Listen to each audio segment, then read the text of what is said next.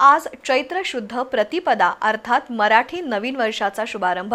या अनुषंगाने आपला अध्यात्म, तत्वज्ञान आणि सर्वांना सामावून घेणारी संस्कृतीची शिकवण नव्या पिढीला माहीत व्हावी या उद्देशाने पन्हाळा तालुक्यातील कोतोली इथं सांस्कृतिक समितीच्या माध्यमातून प्रभात फेरी आणि शोभायात्रा काढण्यात आली।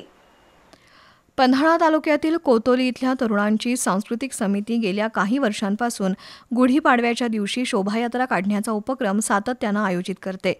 हातात भगव्या पताका, डोक्यावर भगवी टोपी आणि जय जय राम कृष्ण हरी, छत्रपती शिवाजी महाराज की जय, धर्मवीर संभाजी महाराज की जय, भारत माता की जय अशा जयघोषात गावातील सर्व आबालवृद्ध पारंपरिक वेशभूषा परिधान करून सहभागी झाले होते।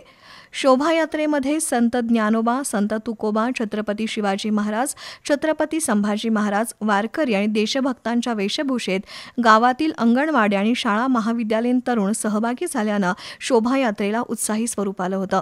दरम्यान सागर वरपे, संदीप चौगले यांनी आपल्या सण आणि उत्सव परंपरांचं महत्त्व विशद केलं। शोभायात्रेचं संयोजन पांडुरंग गांजवे, संभाजी सुतार, स्वप्नील अंगठेकर, महादेव पाटील, सागर वरपे, संदीप चौगले, राज गधवाले, शानराव पाटील, सखाराम लवटे, आनंदा अंगठेकर, राज लवटे, सुरेश सातपुते, कृष्णात पाटील, रवी सावंत, राहुल शेवरे यांनी केलं।